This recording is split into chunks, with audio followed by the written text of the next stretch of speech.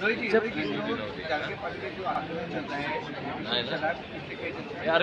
BJP के tiger शब्दबाजी का नाम दिया, आपका नाम दिया, कि उनको मोटिवेट और प्रोवोक कर रहे हैं वो देखो, अगर बीजेपी की बात करें तो लोगों को अगर कन्विंस नहीं कर पाते तो कंफ्यूज करो, ये उनकी रणनीति नहीं है। इसीलिए आज जो बीजेपी के नेतागण कर रहे हैं वो लोगों को कंफ्यूज करने का प्रयास कर रहे हैं। उनको सिर्फ राजनीति की पड़ी है, फैक्ट्स फिगर कभी वो देखते नहीं। इसीलिए ये जो कंफ्यूज करने की स्ट्रैटेजी, उसको कैसे काउंटर करना, जब इलेक्शन चालू हो जाएगा तब उस बारे में हम प्रॉपर स्ट्रैटेजी के साथ लड़ेंगे। बीजेपी क्लेम करेगी कि उसके बाद ऐसे इन्वेस्टिगेशन है, सही समय पर इन्वेस्टिगेशन बताया जाएगा जिसमें आप लोग सपोर्ट कर रहे हैं या उसको हेल्प कर रहे हैं, पूरे प्रोवोक कर रहे हैं। तो आपके पास प्रूफ है ना, बीजेपी के पास प्रूफ है, तो आप प्रूफ आगे लाओ, उस पर हम चर्चा करेंगे। हवे में अगर आप कुछ बोलोगे और वो हम एक्सेप्ट करेंगे। कभी कभार अधिवेशन में तो वहाँ के जो नेता है बीजेपी के सिर्फ दिखाने के लिए पेपर दिखाते, और पेपर में अगर देखा जाए तो कोई और का सब्जेक्ट होता है। तो इसीलिए बीजेपी का ये जो फॉर्मूला है ना, लोगों को फंसाने का या कंफ्यूज करने का, बहुत डेंजरस है। इसलिए आप मीडिया के लोग हो, आप भी थोड़ा सा उससे ज़रा सबल कर रहो, क्योंकि ये बीजेपी बहुत खतरनाक चीज़ है खुद के लिए, खुद के पार्टी के लिए और इलेक्शन के लिए। तो फैमिली भी फोड़ सकती है, पार्टी भी फोड़ सकती है और लोगों का वार्ड भी लगा सकती है। ऐसा अपना बीजेपी है, इसीलिए तो बीजेपी के खिलाफ हम सब लड़ रहे हैं। दूसरा सर ये कि मुख्यमंत्री के कार्यालय में ही सिग्नेचर घोटाला सामने आता है, उनके स्टैम्प का तक गलत इस्तेमाल होता है, ये एक बड़ा मामला नहीं है? अजित पवार खुद एक्सेप्ट करते हैं। अगर सीएम साहब के ऑफिस में सिग्नेचर सीएम साहब को न मालूम होते हुए यूज की गई हो तो बहुत गलत चीज़ है।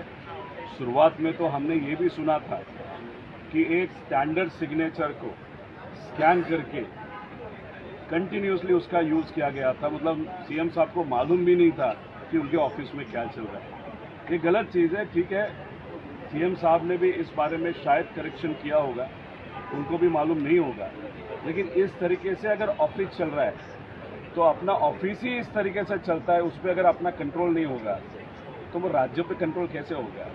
इसीलिए ये अगर चीज़ हो गई होगी तो उसमें इंक्वायरी होने की ज़रूरत है, और सीएम साहब ने खुद उसमें ध्यान देते हुए ये चीज़ वापस न हो इसके लिए एफर्ट डालना चाहिए। और जो चीज़ें हुई है विदाउट ही नोइंग, तो वो किसको किसको फंड दिया गया था, उस सिग्नेचर का किसके किसके लिए इस्तेमाल किया था, उसका भी इन्व्हेस्टिगेशन होना चाहिए। दादा कर्जत जामखेडच्या MIDCचा मुद्दा अजून एक प्रलंबित आहे.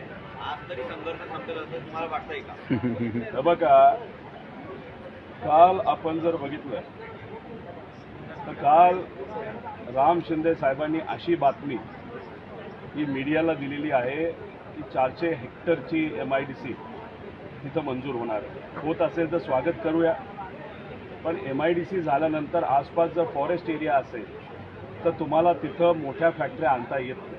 तिथं तुम्हाला गोडाऊन करावं लागेल. गोडाऊनमध्ये काय तुम्ही ठेवणार आहात का, गोडाऊनमध्ये तुम्ही क्रिकेट खेळणार आहात? जर तिथं उत्पादनच काय होणार नसेल तर तुम्ही तिथं काय करणार आहात? त्यामुळे धूळफेक होऊ नये. माझ्या मतदारसंघामध्ये अख्ख्या मतदारसंघाचा सर्वे हा आम्ही सर्वांनी मिळून केला होता. 1000 एकराची MIDC आपल्याला आणायची असेल तर ती कुठं कुठं येऊ शकते अशा पद्धतीचा ऑफिशियल सर्वे आम्ही करून घेतलेला आहे. आणि ज्या गावाचं नाव ते घेत आहेत त्या गावामध्ये, त्या गटामध्ये MIDC दुर्दैवाने होऊ शकत नाही, कारण फॉरेस्ट एरिया आहे आणि तिथं GIB नावाचा एक एरिया असतो सेंट्रल गव्हर्नमेंटचा, आणि त्या एरियामध्ये तुम्हाला काही करता येत नाही. त्यामुळे ह्या सगळ्या गोष्टी आहेत, तर याच्यावर कुठेतरी आपल्याला लक्ष द्यायची जरूरत आहे.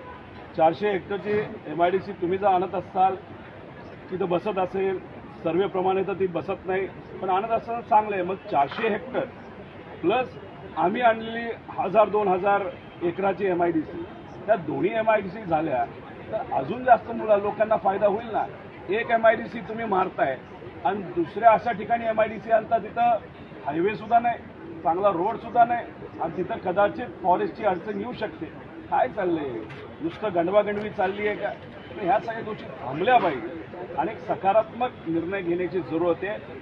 आम्ही जी MIDC फायनल केली त्या MIDCवर राम शिंदेचा फोटो लावा आणि तीही तुम्ही मंजूर करा, त्यालाच क्रेडिट घेऊ द्या.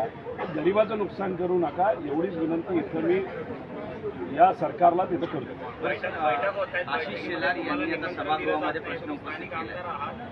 तिथून निवडून आला आहात, तुम्हाला या सगळ्या बैठकीपासून ठेवलं जात आहे, काय कारण? उद्योग मंत्री पण यावर काय बोलत नाहीये. कसे बोलणार? उद्योग मंत्री हे स्वतःचं ऐकतात का नाही असाही प्रश्न आता वाटायला लागला आहे. देवेंद्र फडणवीस साहेबांच्या ऑफिसमधून फोन आल्याशिवाय तिथं बैठक सुद्धा लागत नाही आणि बैठक लावली जाते तर MLC म्हणजे विधान परिषदच्या आमदाराच्या मान्यावर. आता लोकशाही जर आपल्याला टिकवायची असेल तर लोकांनी जो निकाल ज्या व्यक्तीच्या बाजूने दिला तो MLA म्हणजे आमदार, त्याला तरी तुम्ही बैठकीला बोलवलं पाहिजे. म्हणजे लोकांचं म्हणणं काय हे कुठेतरी सांगता येईल. पण तसं न करता नुसती बैठक लावतात, तिथं चहा पितात, कॉफी पितात, बिस्किट खातात आणि फक्त खुर्च्या गरम करतात. यावर निर्णय तुम्ही घेत नाही.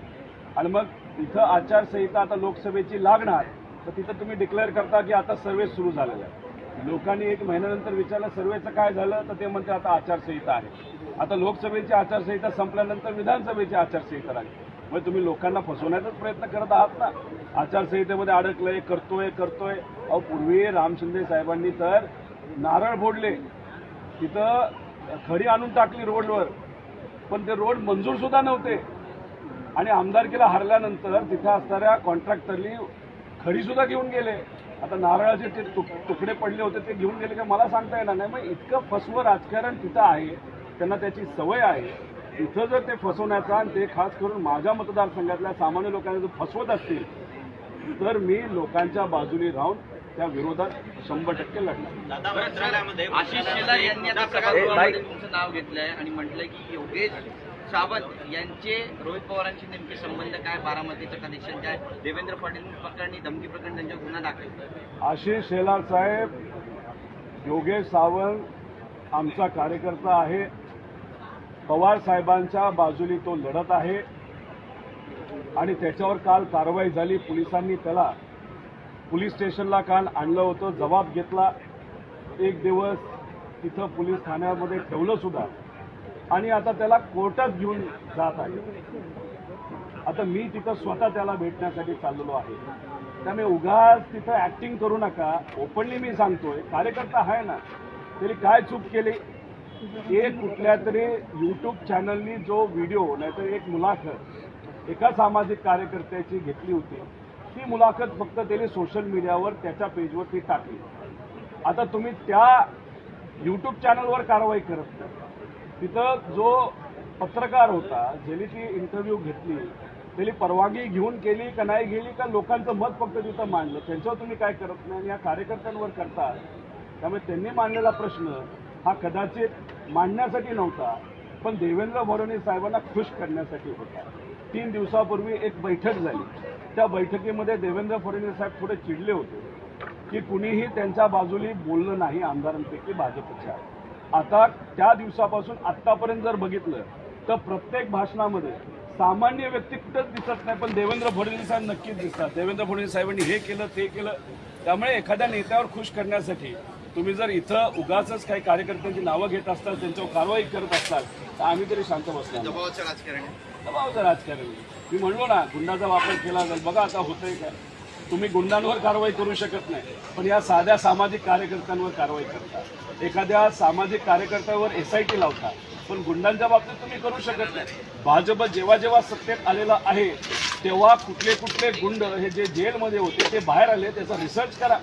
जेव्हा तिथं पुण्यामध्ये दंगेकर साहेब ज्याच्यातून निवडून आले त्या इलेक्शनमध्ये किती गुंड पुण्यामध्ये फिरत होते याचा जरा अभ्यास करा. मग आपल्याला कळेल भाजप गुंडांचा वापर सहजपणे तिथं करतं. गुंडांवर तुम्ही कारवाई करत नाही, पण सोशल मीडिया आणि सामाजिक कार्यकर्ते, सामान्य कुटुंबातल्या कार्यकर्त्यांवर तुम्ही कारवाई करता. ह्याच्यावरूनच भाजपची विचारसरणी आपल्याला कळते.